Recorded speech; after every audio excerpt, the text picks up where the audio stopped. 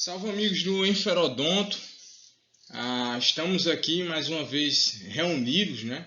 E hoje a gente vai falar sobre SUS constitucional. Na nossa última abordagem, direcionada justamente ao tema de concursos públicos, nós falamos sobre a evolução histórica do SUS, e aí a gente falou do Brasil colônia, do período imperial, e foi para a República Velha, depois autoritarismo, era Vargas, até chegar no SUS que a gente hoje vive, né? O SUS moderno, os tempos atuais, né? O período bolsonarista, por assim dizer. Hoje o governo recebe esse nome, né? O bolsonarismo, uma nova forma de organização política aí.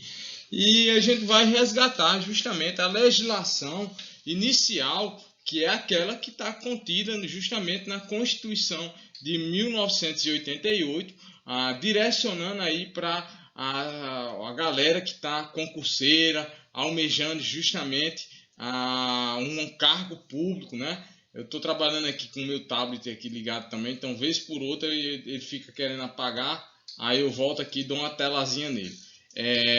Tá chegando aí, tá se aproximando, né? Justamente a prova de Macaíba, do Crato. Já tem perspectiva que quem é da Paraíba que nos próximos 2, 3 meses já saia um edital justamente com a banca OCP para o estado, né? E aí a perspectiva é de em torno de 2, 3 mil vagas na área da saúde para o estado da Paraíba. Já está todo mundo aí já direcionando o seu tempinho, criando tempo, né? Concurseiro, ele cria tempo para estudar. Então aí, hoje a gente vai falar um pouco sobre justamente o SUS constitucional. Geralmente todas as questões, todas as provas, ela aborda alguma questão, seja do SUS constitucional, seja da Lei 8080/90, seja da Lei 8.142/90, além dos decretos que vêm normatizando uma lei orgânica, umas resoluções que vêm trazendo características de um conselho de saúde, da participação popular, e também a própria Política Nacional da Atenção Básica, que vez por outra vem trazendo algumas modificações. São coisas que você tem que estar justamente se atualizando, procurando o PDF ou o material mais atualizado na internet, tá certo? Vamos avançar aqui. A dica de hoje já é uma dica que a gente vem trabalhando ao longo de alguns meses.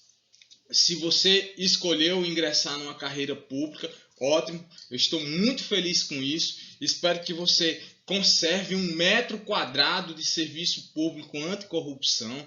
Nós passamos por um período eleitoral e eu vou dizer, pelo menos aqui na minha cidade, foi terrível, porque a gente viu várias vezes justamente as velhas práticas políticas, e nós queremos um serviço público idôneo, queremos um serviço público isento da força política, por assim dizer, né, da força que traz o elemento corruptível aos nossos servidores públicos.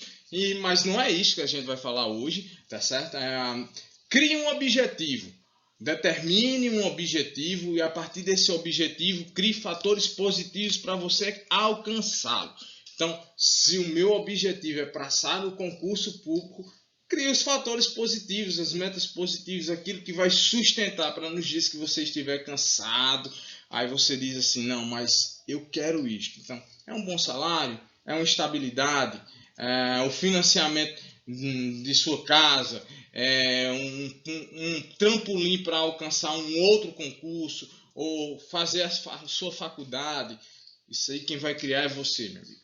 Faça o que você quiser do resultado do seu concurso para aquilo que lhe seja útil e feliz. Sempre a gente bate numa tecla antes, que é justamente a sua sanidade mental e a sua sanidade física, e por que não também a sua sanidade espiritual. Não adianta você correr atrás de um cargo público, se dedicar, se você não vai ter condições salutares para desfrutar dos benefícios desse cargo. Então, o estudo também tem que estar atrelado ao equilíbrio da família, o equilíbrio emocional, o equilíbrio biológico. Então, exercite-se, alimente-se bem.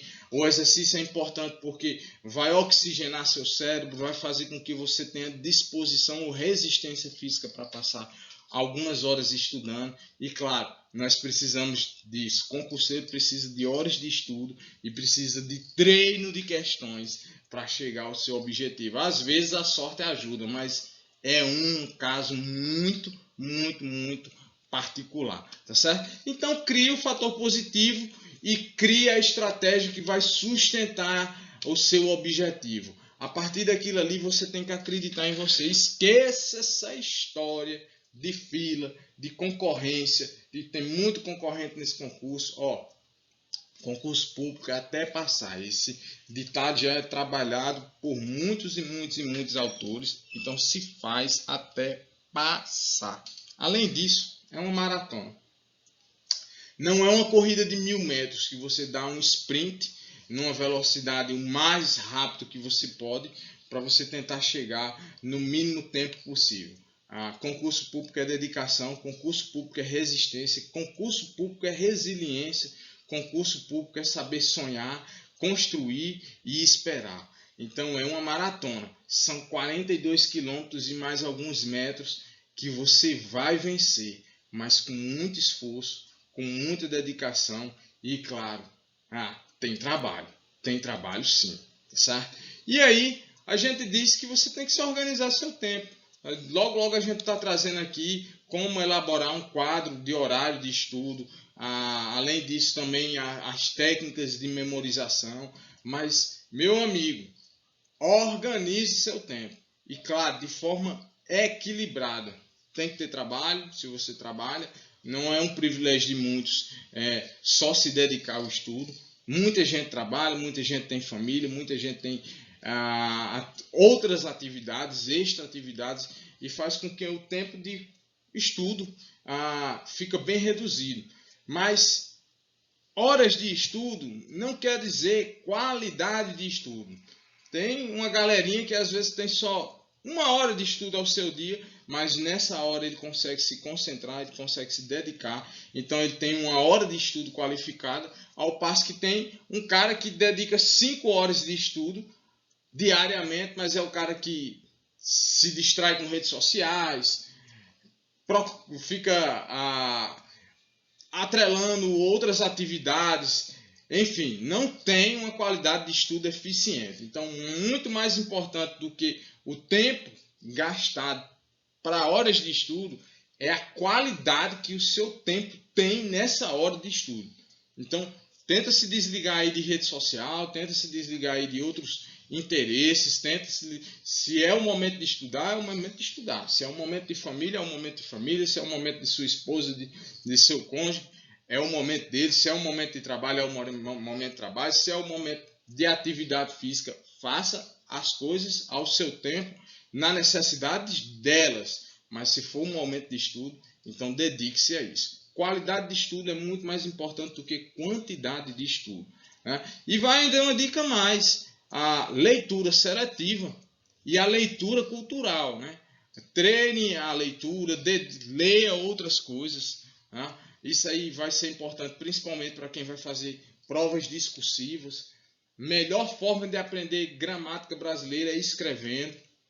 Isso ajuda bastante. A redação esquemática dos seus conteúdos é uma forma de memorização muito dinâmica, que vocês podem também estar aproveitando e fazendo isso. Então, estudou uma matéria hoje, estudou o SUS constitucional hoje, daqui a 2 dias você vai fazer a redação, a historinha do SUS constitucional.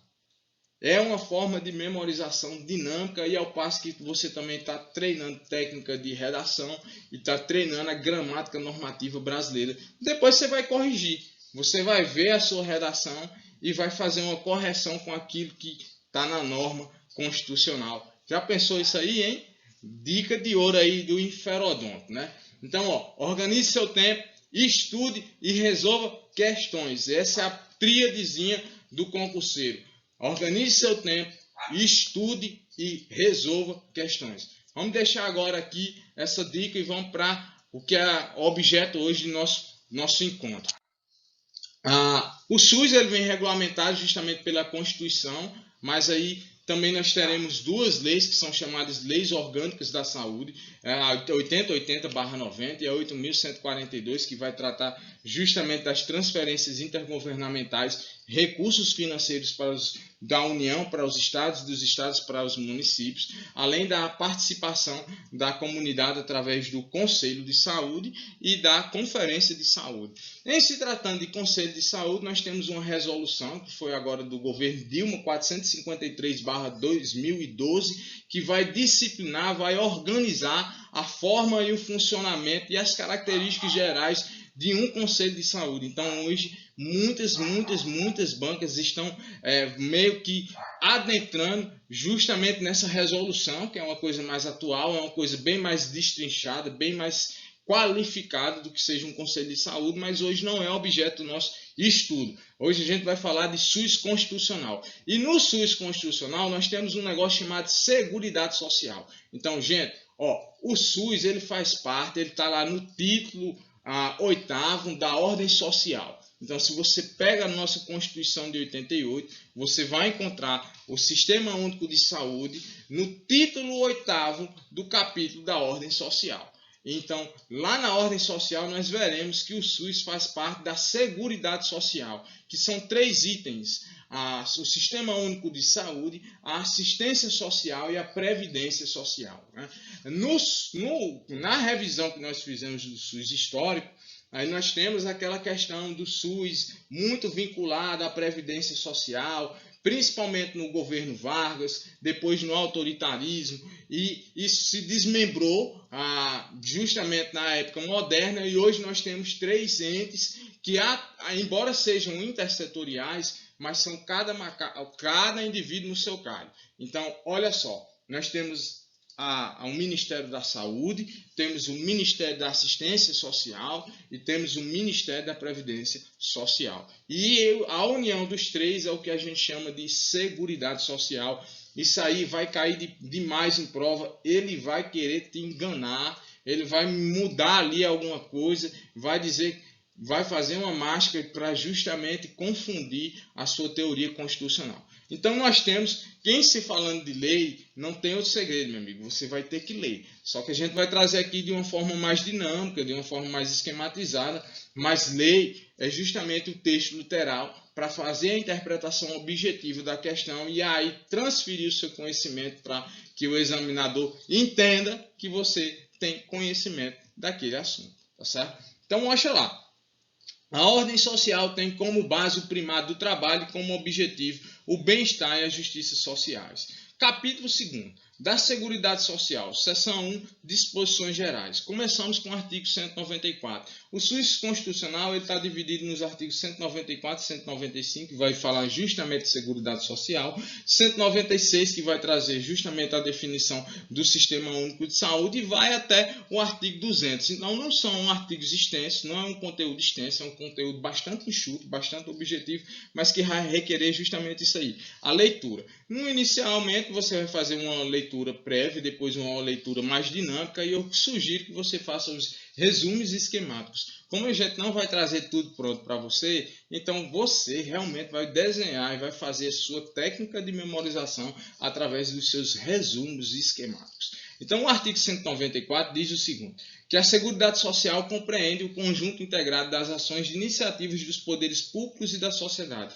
Atrelem a essa definição. A Seguridade Social está justamente atrelada a um conjunto de ações integradas entre sociedade e poder público, e destinadas a justamente assegurar os direitos relativos à saúde, à previdência e à assistência social. Então, a saúde, a previdência e a assistência social, no caput do artigo 194, vem justamente na configuração de um direito das pessoas. enquanto nós estamos num Estado democrático de direito. Então, é uma garantia fundamental você ter saúde, você ter assistência social e você ter direito à sua previdência social.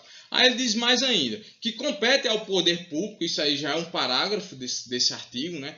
Compete ao poder público, nos termos da lei, organizar a Seguridade Social com base nos seguintes objetivos. Gente, aí isso que é importante porque vai cair na prova. Quais são os objetivos da Seguridade Social? Por favor, não confunda objetivos da Seguridade Social com algumas diretrizes ou com algumas responsabilidades do SUS que ainda vão estar presentes nessa teoria constitucional e vão estar muito mais presentes ainda na legislação infraconstitucional, especialmente na Lei Orgânica da Saúde. Lembre que geralmente quando se fala em objetivo é uma coisa futura, então os verbos eles são trabalhados no infinitivo. Vamos ver aqui, ó. Ele tem como base os seguintes objetivos. Estou no parágrafo único do artigo 194. Universalidade da cobertura e do atendimento. Esse princípio da universalidade vai se perseguir justamente nas legislações infraconstitucionais. Então, todos são iguais na cobertura e no atendimento, seja na Previdência, seja na assistência, seja no SUS. Só que a gente faz uma ressalva. O SUS não depende de contribuição. Então, você não precisa estar pagando imposto para ser beneficiado do Sistema Único de Saúde. A assistência social só é permitida àquelas pessoas que necessitam de assistência. Então, você vai ter que provar, nos termos da lei, nos critérios da assistência social, que o senhor ou a senhora merece receber um benefício de assistência social. Mas a Previdência Social, ela é um regime contributivo. Então, ela só é justamente para quem vem contribuindo ou no regime geral de Previdência Social, que são os trabalhadores da iniciativa privada, ou no regime próprio, que são os servidores públicos, seja da União, seja do Estado, seja do município, cada qual com as suas previdências. Tá certo? Então, SUS é universal, não depende de contribuição. A assistência social só é para quem dela necessitar e nas características que a lei definir, e a Previdência Social é um regime contributivo, apenas para aqueles que contribuem. Então, o item 1 dos objetivos da Seguridade Social já trata isso aí, universalidade da cobertura e do atendimento. Aí ele vem no item 2, uniformidade e equivalência dos benefícios e serviços às populações urbanas e rurais. Na revisão constitucional, no SUS constitucional, nós vimos que em um dado período de tempo, as ações para o meio rural nem sempre eram contempladas também no meio urbano. E havia mais privilégio às pessoas urbanas do que propriamente às pessoas rurais. A Seguridade Social acabou com isso. Então, hoje são equiparados. Tanto faz você mora na zona rural, vai ter os mesmos benefícios do Sistema Único de Saúde, da assistência, da seguridade, da previdência, como também morar justamente na sua zoninha urbana. Então, uniformizou os benefícios e serviços às populações urbanas e rurais. Ele fala mais, seletividade e distributividade na prestação dos benefícios e serviços. Irredutibilidade do valor dos benefícios, ou seja, não pode cair. Os valores dos benefícios, se é um salário mínimo, o valor da previdência, então não pode ser inferior a um salário mínimo. Se a assistência social vai dizer que é 93% do salário mínimo, o valor do benefício social, então é irredutível. No ano que vem não pode diminuir esse valor que está nesse ano. Tá certo? A equidade na forma de participação no custeio. Lembre-se que a equidade aqui não tem tanto assim um sentido de justiça que é visto justamente na equidade quando a gente trata da legislação infraconstitucional. Tá certo? Aí ele vem mostrar aqui diversidade na base de financiamento. Nós vamos ver essa diversidade. Caráter democrático e descentralizado da administração, mediante gestão quadripartite. Aí ele vai te enganar, aí às vezes vai dizer gestão bipartite, às vezes vai dizer gestão tripartite, mas tentem memorizar isso aqui, ó. quadripartite, com participação dos trabalhadores, dos empregados, dos aposentados e do governo nos órgãos colegiados, especialmente os conselhos de saúde, tá certo? Então esse é o artigo 194 da legislação constitucional que está justamente na nossa Constituição de 1988. Vamos passar aqui. Nós temos o artigo 195, que ainda tratando sobre o tema Seguridade Social, só revisando Seguridade, Saúde, Assistência Social e Previdência Social. Então vamos lá. A Seguridade Social será financiada por toda a sociedade, de forma direta e indireta, nos termos da lei, mediante recursos provenientes dos orçamentos da União, dos Estados, do Distrito Federal e dos municípios e das seguintes contribuições sociais. Então, Seguridade Social é financiada pela sociedade e também pelo Estado, certo? Quais são as contribuições sociais que serão objetos para financiar a Seguridade Social? A contribuição do empregador, da empresa e da entidade a ela equiparada na forma da lei incidente sobre. Aí vamos lá. Folha de salário. Então você tem uma empresa, uma porcentagem, uma tributação da folha de salário e demais rendimentos do trabalho pagos ou creditados a qualquer título à pessoa física que lhe preste serviço, mesmo sem vínculo empregatício. Então, na folha de salário ou nas demais folhas de rendimento, seja a pessoa prestadora de serviço direto ou indiretamente, vai ter um desconto que vai ser destinado justamente para a Seguridade Social. Receita ou faturamento também é outro item. E o lucro também é outro item. Então, você é empresa, você é um empresário. Você vai estar contribuindo para a Previdência, para a Seguridade Social, especialmente, com tributação na folha de salários, na receita ou no faturamento de sua empresa e também na aferição do lucro. Aí nós vemos agora o trabalhador. O item 2 do artigo 195, que fala das contribuições sociais, diz que o trabalhador e os demais segurados da Previdência Social também contribuem para a Seguridade Sociais, não incidindo contribuição sobre a aposentadoria e pensão concedidas pelo Regime Geral de Previdência Social, de que trata o artigo 201. Então, se o senhor é aposentado ou se o senhor é pensionista e é do Regime Geral de Previdência Social, RGPS, não contribui mais para a Seguridade Social. Por quê? Porque você já é beneficiário da Seguridade Social através de uma Previdência Social. Mas os trabalhadores, eles vão ajudar, eles vão contribuir para a Seguridade Social, justamente no desconto na sua folha de pagamento, nos seus salários, tá certo? Aí nós temos aqui o terceiro item das contribuições sociais, sobre a receita de concurso de prognóstico, as casas lotéricas. Não tem lá aquela sua apostinha, a sua fezinha que você faz lá na casa lotérica, na Mega Sena, na Super Sena, seja lá o que for da Sena. Então esses concursos de prognóstico, o bingão, o bilhetão da saúde, bilhetão, todo estado, todo município geralmente tem um bingo, faz alguma coisa assim. Tudo isso é revertido também à tributação para a Seguridade Social. Então fala sobre a receita de concursos de prognósticos. Por último, o item 4, do importador de bens e serviços do exterior ou de quem a lei a ele equiparar. Aquele cara que está importando justamente bens do exterior, ele vai justamente ser tributado e vai contribuir para a Seguridade Social. Revisando, você tem uma empresa, você é um empresário, você vai contribuir na folha de pagamento, vai contribuir na receita ou faturamento e vai contribuir na taxação do seu lucro. Se você é trabalhador, você também está contribuindo para a Seguridade Social, à exceção das pessoas já aposentadas ou pensionistas no regime geral de Previdência Social. Esses estão isentos de contribuição.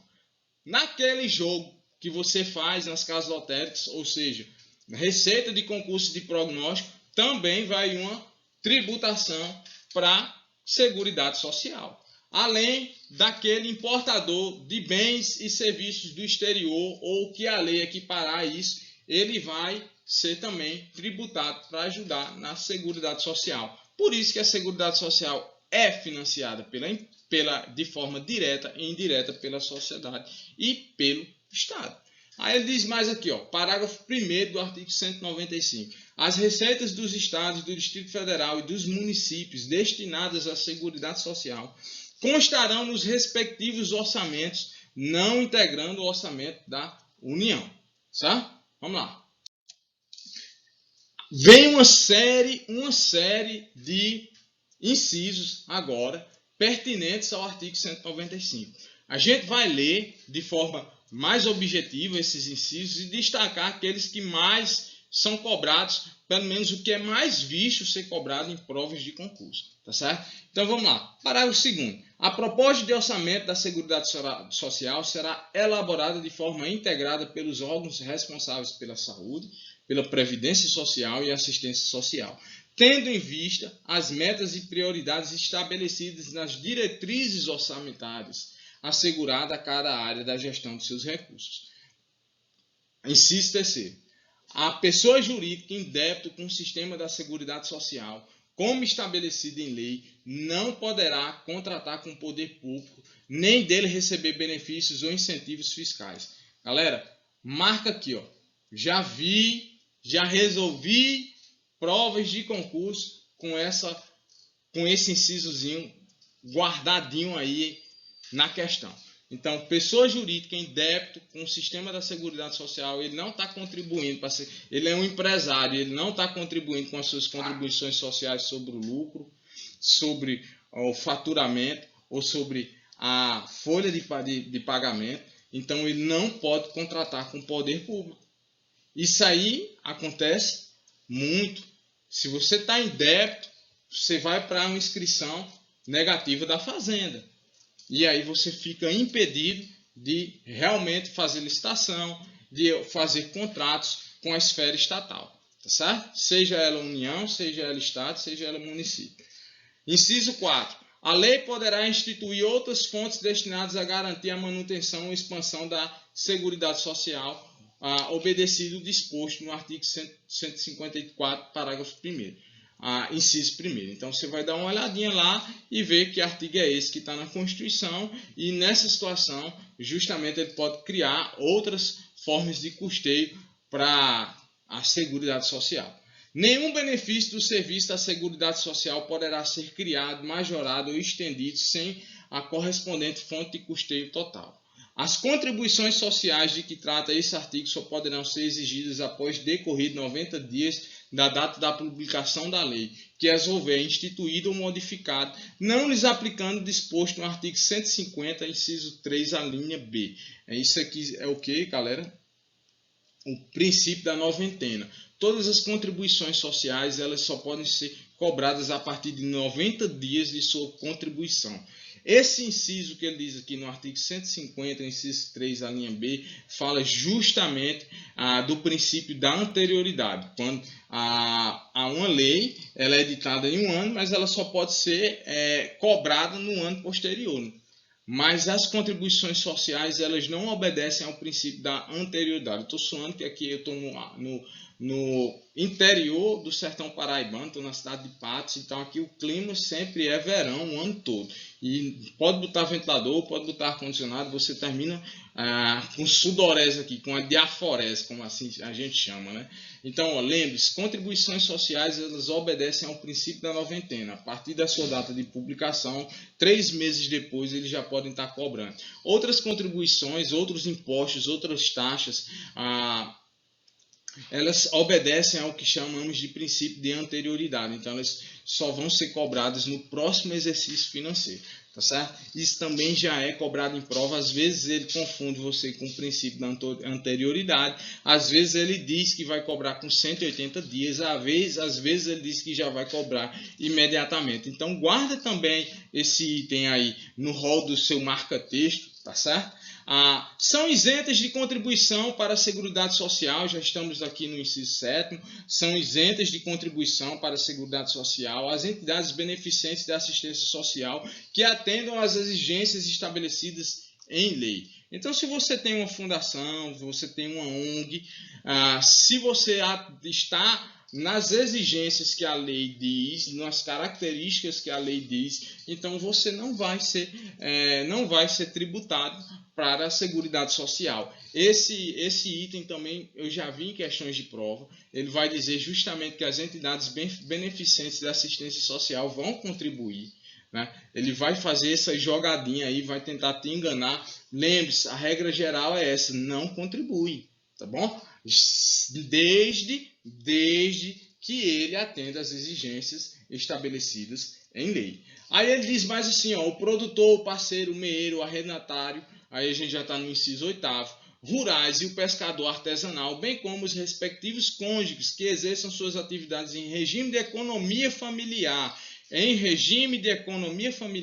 sem empregados permanentes, contribuirão para a Seguridade Social mediante a aplicação de uma alíquota sobre o resultado de comercialização da produção e farão jus ao benefício nos termos da lei. O que é isso? Você, por exemplo, tem um sítiozinho e trabalha, tem sua família lá, vende verduras toda semana, todo final de semana, numa feira comercial na sua cidade. Então, o produtor, o parceiro, o meeiro, arrendatários rurais, o pescador artesanal, são atividades comerciais, são atividades financeiras que tem meses que tem pico de atividade, ou seja, os meses produtivos, mas tem meses que não tem esse pico de produtividade. Então, é sazonal, às vezes é sazonal. E aí o que acontece? Desde que você não tenha empregados permanentes e viva no sistema da agricultura familiar, você vai pagar uma alíquota. Essa alíquota ela vai servir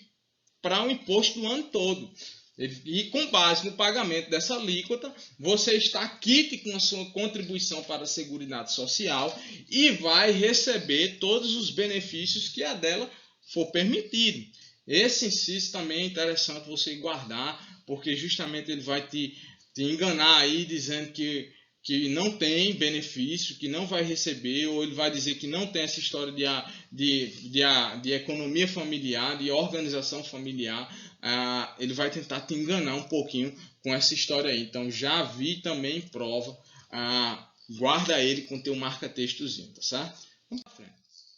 Ele fala ainda aqui no 9º. As contribuições sociais previstas no inciso 1º do caput desse artigo poderão ter alíquotas ou bases de cálculo diferenciadas em razão da atividade econômica, da utilização intensiva de mão de obra, do porte da empresa ou da condição estrutural do mercado de trabalho. Isso aí é a famosa equidade, né? Ora, você é um grande empresário com muitos empregados e que não para de trabalhar, sua atividade comercial ela é manhã, tarde e noite. Além disso, você é um grande empresário de uma atividade comercial extremamente nociva ao meio ambiente.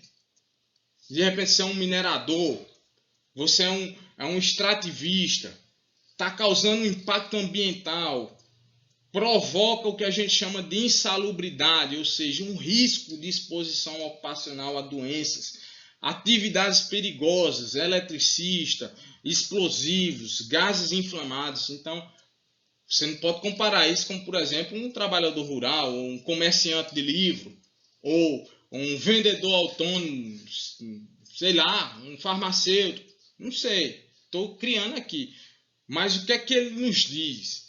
Que dependendo da atividade comercial, dependendo da atividade econômica, da utilização de mão de obra, do porte da empresa e da condição estrutural do mercado, poderá ter alíquotas diferenciadas, ou seja, um pode pagar mais em razão da sua atividade comercial, ao passo que outro empregador vai pagar uma alíquota menor no seu lucro, no seu faturamento, na folha de pagamentos e justamente nos seus rendimentos. Certo?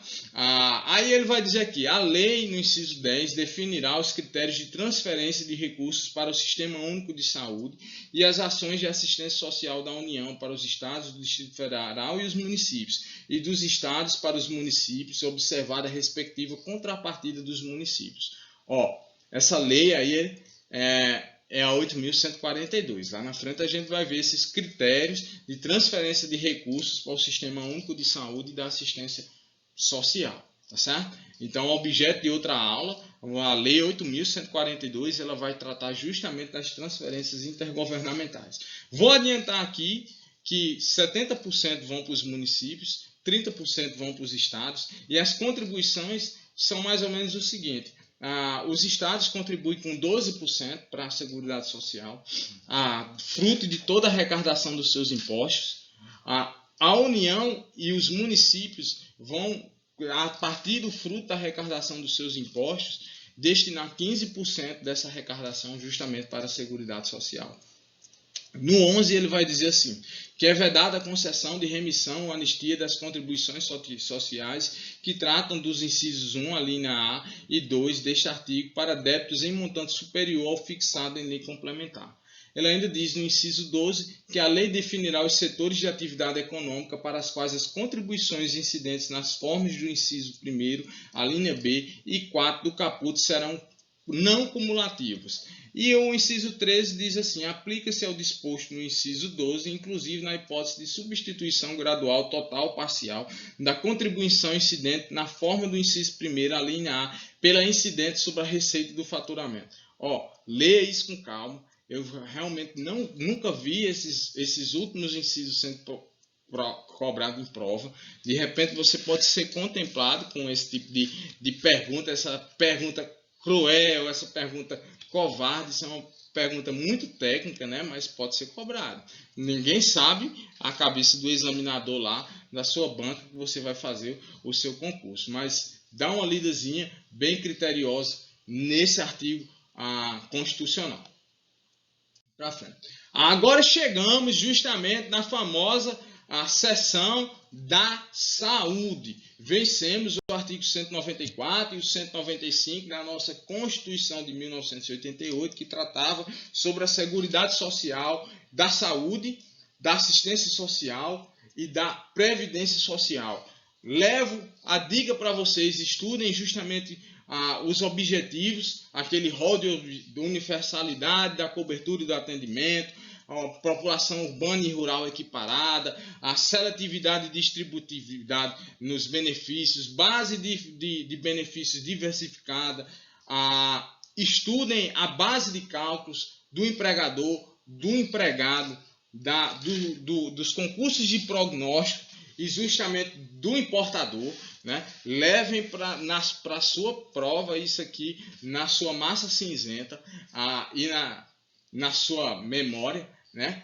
E agora a gente chega justamente na seção 2 da saúde, e ele tem aqui a definição no artigo 196, que nos diz o seguinte: a saúde é direito de todos e dever do Estado. Então ele vem como uma garantia fundamental, garantido mediante políticas sociais e econômicas que visem a redução do risco de doença e de outros agravos e ao acesso universal e igualitário às ações e serviços para a sua promoção, proteção e recuperação. Então, nós temos um artigo aqui que traz a saúde como um bem, que traz a saúde como uma garantia fundamental, que traz a saúde vinculada a uma política estatal, e ainda mais, que nos diz que ela é universal e igualitária.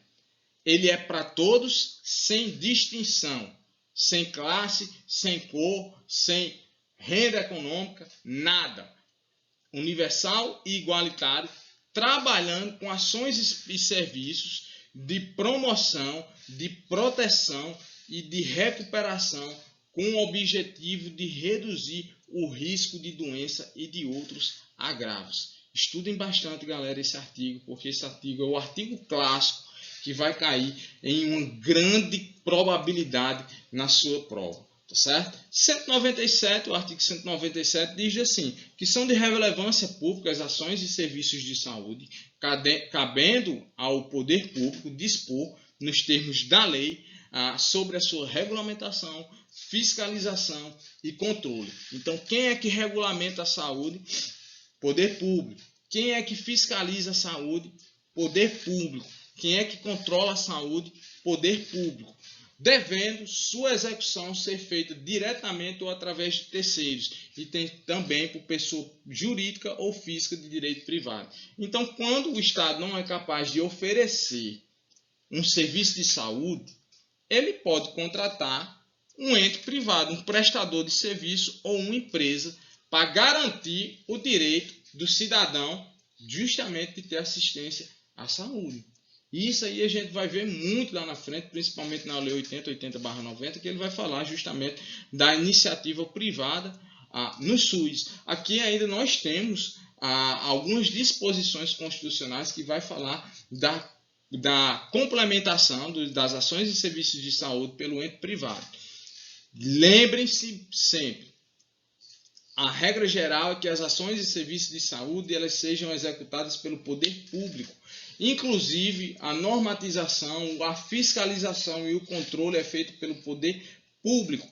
Quando o poder público não for capaz de oferecer todo o rol de serviços de saúde necessários à complexidade da assistência à saúde daquela pessoa ou aquela coletividade, então entra a complementariedade, caráter complementar da iniciativa privada através de pessoas físicas ou jurídicas de direito privado. Mas não quer dizer que eles podem fazer do jeito que eles querem. Não quer dizer que eu, pessoa jurídica, por exemplo, contratada com o poder público, possa fazer as coisas da maneira que eu queira. Não é isso. Ele tem que obedecer os princípios constitucionais que a gente vai ver lá na frente do SUS. Tá certo? Então, o artigo 198 ele vai falar justamente sobre as ações e serviços públicos de saúde e integram uma rede regionalizada e hierarquizada e constituem um sistema único, organizado de acordo com as seguintes diretrizes.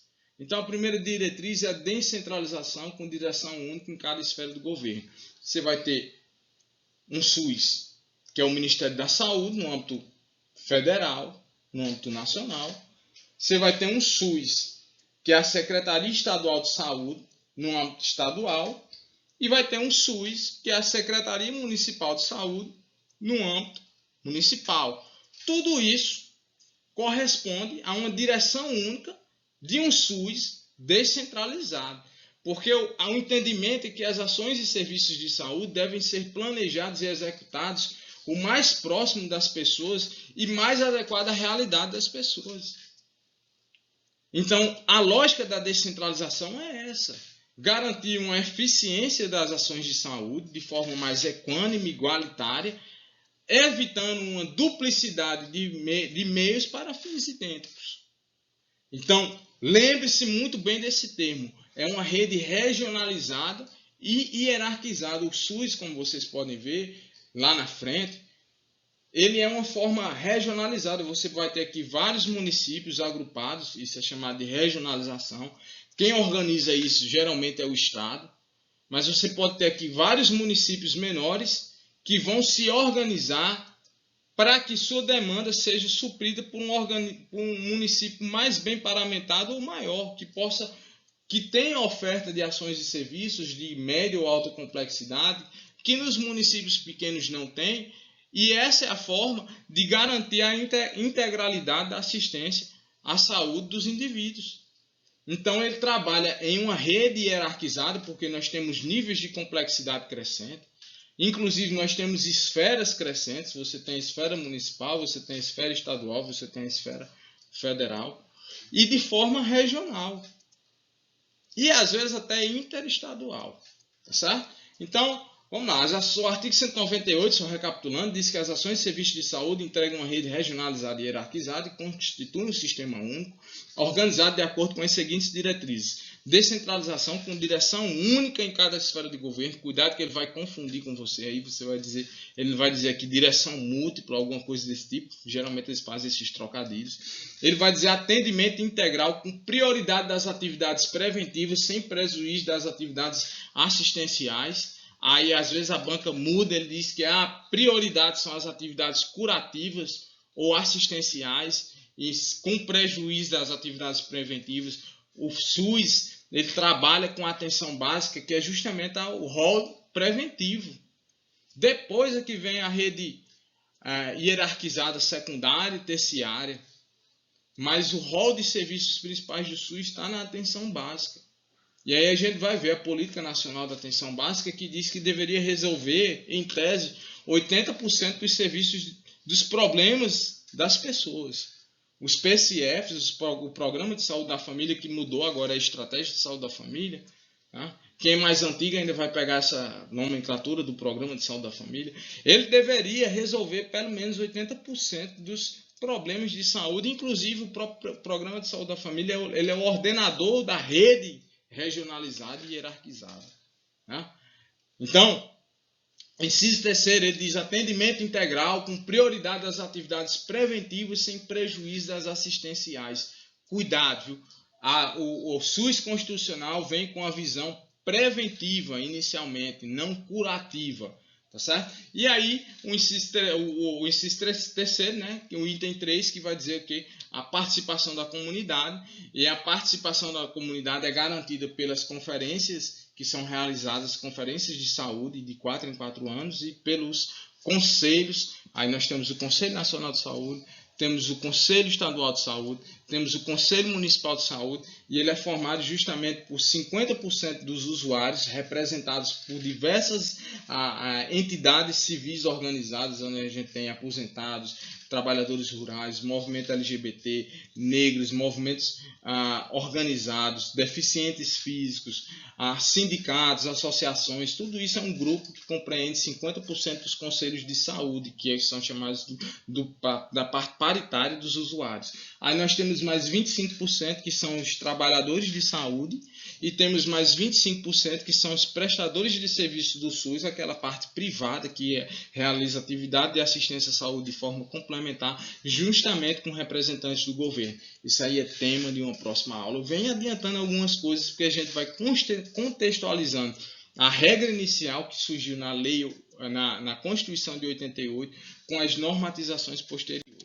Então vamos lá. Parágrafo 1º. O Sistema Único de Saúde será financiado nos termos do artigo 195, com recursos do Orçamento da Seguridade Social, da União, dos Estados, do Distrito Federal e dos municípios, além de outras fontes. Parágrafo 2º. A União, os Estados, o Distrito Federal e os municípios aplicarão anualmente em ações e serviços públicos de saúde recursos mínimos derivados da aplicação de percentuais calculados sobre. No caso da União, item 1, a receita corrente líquida do respectivo exercício financeiro não podendo ser inferior a 15% do exercício, né? Nos estados e Distrito Federal, o produto de arrecadação dos impostos, a que se refere o artigo 155, dos recursos que tratam os artigos 157 e 159, inciso 1, a linha A, e inciso 2, deduzidas as parcelas que forem transferidas aos respectivos municípios. No resumo, vai dizer que é 12%. E no caso dos municípios e do Distrito Federal, por quê? Porque o Distrito Federal ele tem tanto características de Estado quanto características do município. Ele é um ente híbrido, né? Com características estatais e características municipais. No caso dos municípios e do Distrito Federal, o produto da arrecadação dos impostos a que se refere o artigo 156, dos recursos que tratam dos artigos 158 e 159, inciso 1, a linha B, parágrafo 3º. A União, ela tem o quê? IPI, tem ICMS, tem, deixa eu ver o que mais, IR, que é ITR, acho que é ITR, tem imposto de exportação, salvo engano, são 7 tipos de impostos que a União tem. Então, ele tira 15% da arrecadação daquilo ali e joga na Seguridade Social, além de observar justamente a receita corrente líquida do respectivo exercício financeiro, que não pode ser inferior a 15%. O Estado ele vai pegar justamente os impostos característicos do Estado. Aí você tem o quê? IPVA, né? Que é do carro. Só estou lembrando disso agora. Então ele vai pegar os impostos estatais e vai jogar 12% na Seguridade Social. Aí o município tem o quê? ISS, tem IPTU, tem ITBI, né? Que é o Imposto sobre Transmissão de Bens Imóveis, IPTU, Imposto Predial Urbano Rural, né? Ele pega esses impostos e vai destinar 15% à sua Seguridade Social. Então vamos lá. Parágrafo 3º. Lei complementar que será avaliada pelo menos a cada 5 anos. Isso aí ele vai pegar por você. Ele vai dizer que a lei é avaliada anualmente. Ele vai dizer que a lei é reavaliada a cada 4 anos. Vai confundir você. Então, na Constituição, lei complementar que será reavaliada pelo menos a cada 5 anos, frisem isso aí, estabelecerá os percentuais que tratam os incisos 2 e 3 do parágrafo 2º. Os critérios de rateio dos recursos da União vinculados à saúde, destinados aos estados, ao Distrito Federal e aos municípios, e dos estados destinados aos seus respectivos municípios, objetivando a progressiva redução das disparidades regionais. As normas de fiscalização, avaliação e controle das despesas com saúde nas esferas federal e estadual. Então, a cada 5 anos, nós temos uma revisão, vai ser reavaliado justamente os percentuais de repasses financeiros da União para o Estado e do Estado para os municípios, além das normas de fiscalização, avaliação e controle das despesas com a saúde nas 3 esferas, estadual, federal, estadual e municipal. Ainda diz mais aqui. Agora vem uma parte bem bacana que geralmente é cobrada em nível médio, tá certo? Esses geralmente são cobrados justamente em provas de nível médio, que ele diz o seguinte: os gestores locais, quem são os gestores locais? Os prefeitos, né? Os gestores locais do Sistema Único de Saúde, os secretários de saúde, prefeitos, né? Municipais, secretário de saúde municipal, poderão admitir agentes comunitários de saúde e agentes de combate às endemias por meio de processo seletivo público, de acordo com a natureza e complexidade de suas atribuições e requisitos específicos para sua atuação. Ele vai te confundir com concurso público. Mas lembre-se, os gestores locais poderão admitir ACE e ACS por forma de processo seletivo, que é diferente de outros cargos que vão ingressar por forma de concursos de provas ou concursos de provas e títulos. Ele ainda vai dizer mais. Inciso 5. Lei Federal disporá sobre o regime jurídico, o piso salarial profissional nacional. Esses nossos colegas, os ACS e os ACS, eles têm um piso nacional. As diretrizes para os planos de carreira e a regulamentação das atividades do agente comunitário de saúde e agente de combate às endemias, competindo à União, nos termos da lei, prestar assistência financeira complementar aos estados e ao Distrito Federal e aos municípios para o cumprimento do referido piso salarial. Então, os estados eles podem entrar com a complementação juntamente com a União para garantir o piso salarial nacional dos ACS. Então, tanto faz o ACE estar aqui no meu município, como está aí no seu município, como está no município YZW, eles vão receber a mesma contrapartida, eles poderão ser admitidos por processo seletivo público e eles gozam justamente de uma legislação de atribuições estabelecidas pelo ente federal, pela União, certo? Além das hipóteses previstas no parágrafo 1º do artigo 41 e no artigo 4º, no parágrafo 4º do artigo 169 da Constituição Federal, o servidor que exerça funções equivalentes às de agentes comunitários de saúde ou de agentes de combate às endemias poderá perder o cargo em caso de descumprimento dos requisitos específicos fixados em lei para o seu exercício. Uma dessas formas é não visitar, não realizar as suas visitas. Ele pode perder o cargo. Ele não residir, existem situações em que o agente comunitário de saúde ele tem que residir na área da sua população. Então, quando ele não reside, ele também pode perder seu cargo. Certo? Para frente. Assistência à saúde, agora a gente está no artigo 199, já está chegando, está pertinho de acabar. Né? A assistência à saúde é livre à iniciativa privada, ou seja, ela pode compactuar com a pessoa jurídica de direito privado, seja ela a pessoa jurídica individual aliás, pessoa de direito privado individual ou jurídica. Né? Então vamos lá, fiz uma confusão agora, mas você entendeu. As instituições privadas poderão participar de forma complementar do Sistema Único de Saúde segundo diretrizes desse, ou seja, tem que obedecer às diretrizes do Sistema Único de Saúde, mediante contrato de direito público ou convênio, tendo preferências entidades filantrópicas e as sem fins lucrativos. Então, a assistência à saúde ela é livre à iniciativa privada, essa é a regra geral, e as instituições privadas elas podem participar mediante as diretrizes do SUS, na forma de contrato de direito público, não é direito privado, lembre, contrato de direito público ou convênio, certo? E as entidades filantrópicas e as sem fins lucrativos, elas têm preferência para contratação no SUS.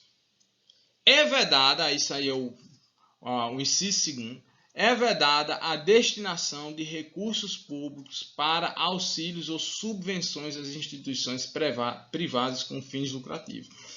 Não pode estar destinando, justamente, recursos públicos para sustentar entidades privadas. 3. É vedada a participação direta ou indireta de empresas ou capitais estrangeiros na assistência à saúde, salvo nos casos previstos em lei. Esses casos vão estar lá na Lei 8080/90. Aí você vai ver doações da ONU, a pesquisa científica. Não vamos adiantar, não. A lei disporá sobre as condições e os requisitos que facilitem a remoção de órgãos e tecidos e substâncias humanas para fins de transplante, pesquisa e tratamento, bem como a coleta, processamento e transfusão de sangue e seus derivados, sendo vedado, aí ele vai te confundir aí, todo tipo de comercialização. Remoção de órgãos, tecidos e substâncias humanas para fins de transplante, pesquisa e tratamento, quem regulamenta é SUS. Aliás, o poder público ele regulamenta, ele fiscaliza e ele controla. Tá certo? Então, é vedado qualquer tipo de comercialização. Muito cuidado com as pegadinhas das bancas examinadoras. Estamos chegando quase ao fim agora. Artigo 200. Foram 4 artigos, né? Na verdade são 6, que a gente começou justamente com o artigo 194 da Seguridade Social. E pegamos agora a partir do 196 até o 200. Né? Então, 6 artigos, mas 6 artigos com muito debate. Então, ao Sistema Único de Saúde, estou no artigo 200, compete, além de outras atribuições nos termos da lei. Primeiro, controlar e fiscalizar procedimentos, produtos e substâncias de interesse para a saúde e participar da produção de medicamentos, equipamentos imunobiológicos, hemoderivados e insumos. E outros insumos. A gente está vendo aqui um caso clássico que é justamente a formação da vacina que chama de Coronavac, né? São as instituições do Ministério da Saúde, ele controla, ele fiscaliza a produção e ainda participa, né, da produção de medicamentos, equipamentos e imunobiológicos. Ainda mais, compete, ou é uma outra atribuição do Sistema Único de Saúde, executar ações de vigilância sanitária. E olha que a ação de vigilância sanitária é clássica, vem desde o Brasil colônia, né? A família real já começou justamente as primeiras quarentenas, as primeiras vigilâncias de portos e aeroportos. Isso ali era vigilância sanitária, né? Então, executar ações de vigilância sanitária e epidemiológica. Aí a gente já vê as vigilâncias epidemiológicas já justamente na República Velha, né, com Oswaldo Cruz, bem como as de saúde do trabalhador. Ele vai te confundir aí, ele vai dizer que saúde do trabalhador não entra no rol de atribuições do SUS. Entra sim, certo? Então, as ações de vigilância sanitária, as ações de vigilância epidemiológica e as ações de saúde do trabalhador são de competências do Sistema Único de Saúde. Ele diz mais ainda, ordenar a formação de recursos humanos na área da saúde. Quem faz a formação é o MEC, mas quem dá as orientações para a formação é o Ministério da Saúde. Ele vai dizer, alô MEC, eu preciso do perfil desse profissional com essas características.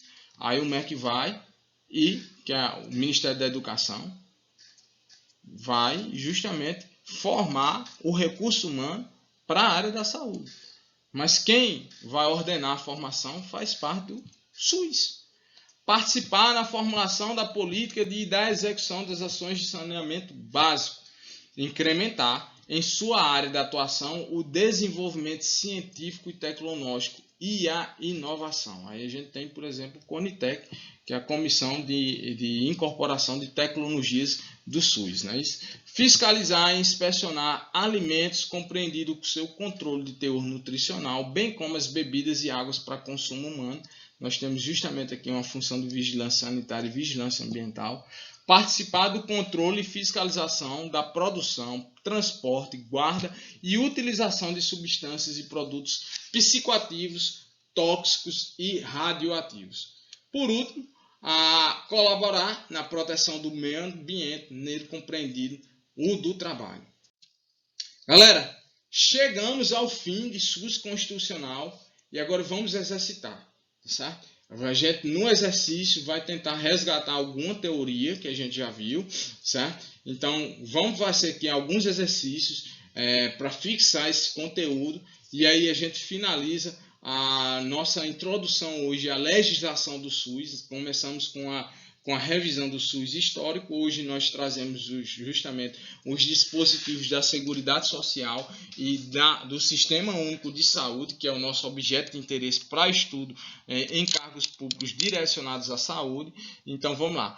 Prova 1 da Consulplan 2018, ele diz mais ou menos assim: como um conjunto integrado de ações de poderes públicos e da sociedade, a Seguridade Social garante os direitos relativos. Item A, assistência social. Item B, previdência social. Item C, previdência e assistência social. Item D, saúde, assistência e previdência social. Está lá no artigo 194, a gente não vai nem se estender muito na discussão dessa questão, mas está muito bem objetiva aqui a chamada questão de fixação de conteúdo. Então, saúde, assistência e previdência social. Ele te deu todos os itens corretos em todas as questões. A, B e C estão corretos, agora o item D é o mais correto, é o mais completo.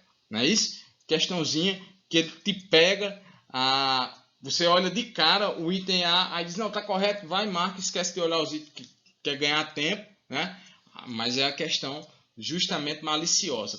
Ele pega todos os itens corretos e traz para você o mais correto. Item 2, questão 2, a Banca Quadrix 2017, Secretaria Estadual do Distrito Federal, prova de professor enfermagem. A construção do atual Sistema Único de Saúde passou por vários momentos de luta em diferentes cenários econômicos e políticos. Ele está falando justamente do movimento da reforma sanitária. Com relação a esse assunto, julguem o próximo item. A Constituição Federal estabeleceu que o SUS, o Sistema de Previdência Social e o Sistema Único de Assistência Social compõem o tripé da Seguridade e Proteção Social brasileira. Ele diz de outras formas, mas é justamente vamos dizer assim, numa paráfrase, né, o modelo da Seguridade Social, a assistência à saúde, o Sistema Único de Saúde com a Previdência e a assistência social. Esse item está correto. Deixa eu marcar aqui a letra D e deixa eu botar aqui certo a prova de professor da Secretaria Estadual do Distrito Federal de 2017 da Banca Quadrix. Vamos para frente. Questão 3. A Universidade Federal, acho que é do Goiás, né, 2018, Câmara de Goiânia, Goiás, assessor técnico legislativo e enfermeiro do trabalho. Vamos lá.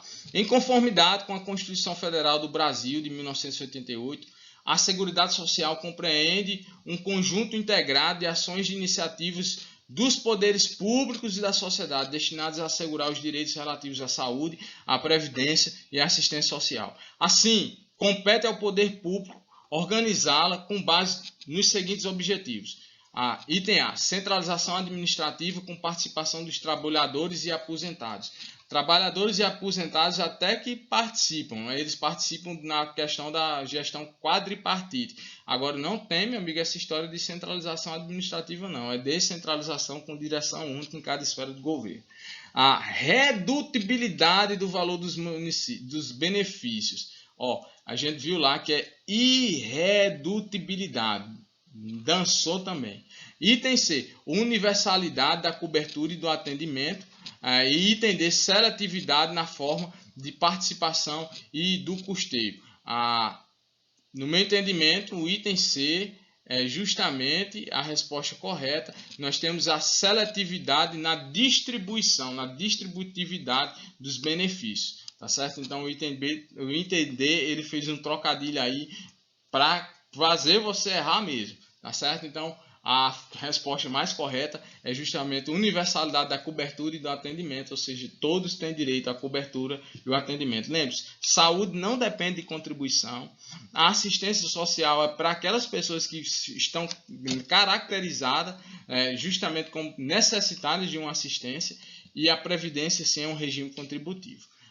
Sistema Único de Saúde, SUS, Constituição Federal, Lei Orgânica da Saúde, Lei 8080/90 e outras formas. A criação, isso é o contexto da questão, né? Ele diz assim: a criação do Sistema Único de Saúde representou, em termos de sua legislação, uma afirmação política do compromisso do Estado brasileiro para com os direitos dos seus cidadãos. Em relação ao arcabouço legal do Sistema Único de Saúde, julgue o item seguinte. Segundo o mandamento constitucional, o SUS é financiado com recursos do orçamento da Seguridade Social em 50% da União, 25% dos estados e 25% dos municípios. Meu irmão, é 15% da União mais município. Então, União e municípios, eles contribuem com 15% dos impostos arrecadados para a Seguridade Social, ao passo que os estados eles vão contribuir com 12%. Então essa questão está errada, tá certo? Para frente. Questão 5. Uma mulher, essa é técnico judiciário da Fundação Carlos Chagas, 2017. Uma mulher de 45 anos de idade procurou atendimento em um serviço público de emergência, referindo dores abdominais. Na recepção foi informada que não poderia ser atendida porque não era contribuinte do Instituto Nacional do Seguro Social. Nessa situação hipotética, não foi respeitado o princípio doutrinário do Sistema Único de Saúde referente à integralidade. O princípio da integralidade é justamente as necessidades de acordo com a complexidade do caso, tá certo? Universalidade, todos são iguais. No SUS é independente de contribuição. Intersetorialidade é entre diversos segmentos diferentes ou diversas pastas ministeriais diferentes. Descentralização, nada a ver. Regionalização, nada a ver. O que poderia te deixar assim meio confuso era entre integralidade e universalidade. Mas o SUS ele é independente de contribuição. Ele já foi dependente de contribuição lá na época de Vargas, quando tinha a questão justamente da medicina previdenciária, que tinha o Instituto Nacional de Previdência e Assistência à Saúde, né? O INAMPS, né? E aí, mas isso não existe mais, certo? A Constituição de 88 veio com o princípio da universalidade e acabou com essa história. Então, no fato de não ter atendido a mulher de 45 anos, lá na situação de urgência e emergência, porque ela não é contribuinte da Previdência, fere o princípio da universalidade. Todos são iguais no universo da saúde. Tá certo? Banca de 2016, Consulplan, Prefeitura de Sabará, Minas Gerais. Os recursos federais para a manutenção e o desenvolvimento do Sistema Único de Saúde provêm, em sua maior parte, de doações públicas, de instituições filantrópicas, do orçamento da Seguridade Social, das organizações não governamentais. Nós sabemos que o orçamento da Seguridade Social vai justamente sustentar as ações de assistência social, de saúde e de previdência social. A letra C, bem objetiva aqui, é justamente a resposta da nossa questão. A questão 7, auxiliar de enfermagem do trabalho. Eu não sei que instituição é essa, COSEAC 2015, deve ser clínica aqui, não sei, vamos lá. Vamos para o enunciado da questão. O Sistema Único de Saúde é constituído pelo conjunto de ações e dos serviços de saúde sob gestão pública. Está organizado em redes regionalizadas e hierarquizadas e atua em todo o território nacional com direção única em cada esfera de governo. Acerca do SUS, pode-se afirmar que é um item verdadeiro. Vamos lá. Insere-se no contexto das políticas públicas da Seguridade Social que abrangem, além da saúde, a previdência e a assistência social. Tudo leva a crer que é isso aqui, né? Mas vamos lá. É uma estrutura que atua isolada na promoção dos direitos básicos de cidadania, universalidade e acesso aos serviços de saúde. Meu amigo, olha, Seguridade Social nada atua isolado. Nada atua isolado. Ninguém atua de forma em ilha, nem se falando de saúde, assistência e previdência social. Sua fiscalização e controle das ações e serviços de saúde é de responsabilidade do poder privado. Galera, controle, fiscalização e ordenamento das ações e serviços de saúde é do poder público, através das conferências municipais de saúde e participação popular. Ele veio com um texto bem bonitinho, mas botou aqui, ó, privado. Não é, não está correto, é o poder público. Obedece a princípios organizativos e doutrinários, tais como integralidade da assistência, com prioridade das atividades curativas, regionalização e centralização. Ó, centralização está errado, atividade curativa está errado. Nem existe centralização, porque é descentralização com direção única em cada esfera do governo. As ações e serviços são descentralizados para os estados, as ações e serviços dos estados são descentralizados para os municípios. Os municípios são os executadores do Programa de Saúde da Família ou Estratégia de Saúde da Família, ou seja, da atenção básica, certo? E atividades curativas, ele até tem, mas não é a prioridade. A prioridade é a atividade preventiva. Então, sem sombra de dúvidas, a letra A é a resposta, é o gabarito da nossa questão. Vamos para frente. Prova 6, UPNET e a UP, deve ser um instituto, 2017, Prefeitura de Pombos, Pernambuco, cargo de enfermeiro. Sobre a organização do Sistema Único de Saúde, assinale a alternativa correta. A sétima, está dizendo aí, a 7ª Conferência Nacional de Saúde se constitui como principal marco jurídico de participação social da organização do Sistema Único de Saúde, devido às suas definições contra o conceito de saúde, à reformulação do Sistema Nacional e ao financiamento do setor. Só está errado porque foi a 8ª Conferência Municipal de Saúde, Conferência Nacional de Saúde, né, que é o marco constitucional. É um dos marcos constitucionais do SUS. Diz lá, o artigo 200 da Constituição Federal de 1988 define 7 objetivos que fazem do Sistema Único de Saúde, o sistema de seguridade social de toda a sociedade brasileira. Salvo engano, são 8 objetivos, certo? Vou para outro item. De acordo com a Constituição Federal de 88, o Sistema Único de Saúde é um dos componentes da Seguridade Social, sendo um dos princípios fundamentais a universalidade da cobertura e do atendimento. É a mais correta, né? Já vi aqui, se ele quer um item correto, meu amigo, esse aqui é um item correto. Vamos lá. Ó, agora eu tenho certeza, são 8 objetivos, viu? No artigo 200. E não são objetivos no artigo 200. São o quê? Atribuições. Ó, exercício da memória. Chegou, viu? Chegou. Não é objetivo, é atribuições do Sistema Único de Saúde. Aí vai falar lá de vigilância sanitária, de vigilância epidemiológica. Eu estava com dúvida, a luzinha agora acendeu. Eita, riqueza, é bom estudar, viu? De acordo com a Constituição Federal de 88, as instituições... Agora até me empolguei um pouquinho, viu? Fiquei feliz. De acordo com a Constituição Federal de 1988, as instituições privadas não poderão participar da organização do Sistema Único de Saúde. Pode.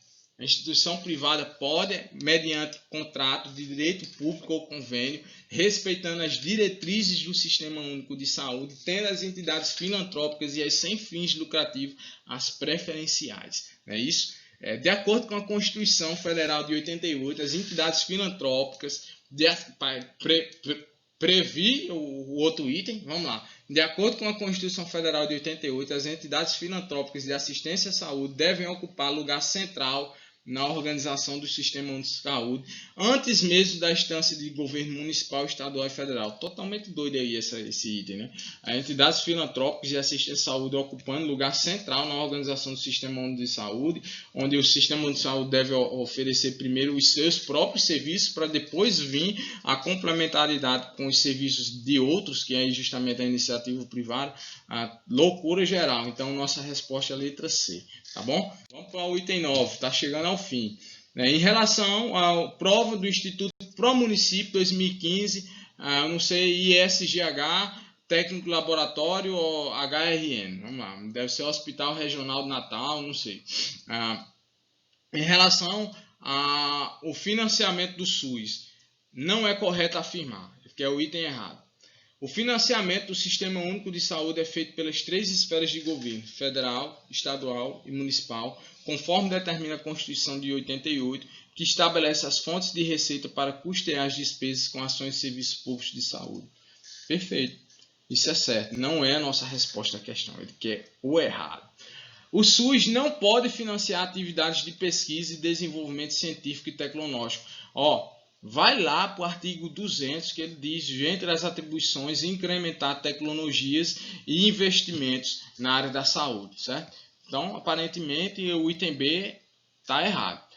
C. O SUS é financiado com recursos do orçamento da Seguridade Social, está correto.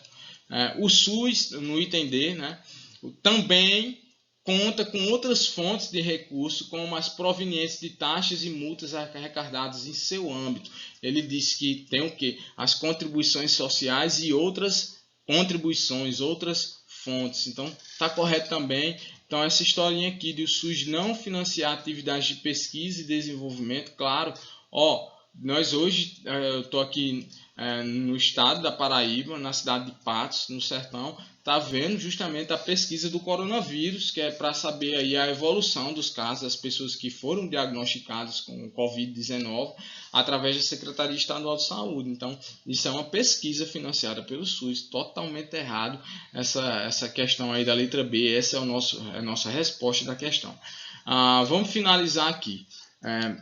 Instituto da OCP 2015, prova da EBSER, técnico de enfermagem. Sobre a Seguridade Social, assinala a alternativa correta. A Seguridade Social compreende um conjunto de ações de iniciativa dos poderes públicos e da sociedade destinadas a assegurar os direitos relativos à saúde, à previdência e à assistência social. Aparentemente, tudo está correto, né? Não estou vendo nada de errado aqui. Se ele quer a correta, nós temos um item de alta probabilidade de estar correto. Vamos lá. Item B. Compete ao poder público, nos termos da lei, organizar a Seguridade Social com base exclusivamente, cuidado com essa história de exclusivamente, viu? Compete ao poder público, nos termos da lei, organizar a Seguridade Social com base exclusivamente na seletividade e distribuidade da prestação dos benefícios e serviços. Essa história de exclusividade foi que avacalhou com esse item, ele está errado. A Seguridade Social tem como objetivo dar cobertura preferencial aos mais pobres. A gente tem universalidade. Então, a universalidade é uma prerrogativa da Seguridade Social, universalidade da cobertura e do atendimento. Não tem essa história de atendimento preferencial aos mais pobres. Todos são iguais, tá certo? A Seguridade Social será financiada por toda a sociedade, incluindo contribuição sobre aposentadoria. Nós vimos que os aposentados e pensionistas do regime geral de previdência social não contribuem mais para a previdência social, né? Não haverá incidência de contribuição social sobre a receita de concurso e prognóstico. Assim, aquela fezinha da casa lotérica gera uma contribuição que vai justamente para a Seguridade Social. Então, isso aqui também não está correto. A nossa resposta é letra A.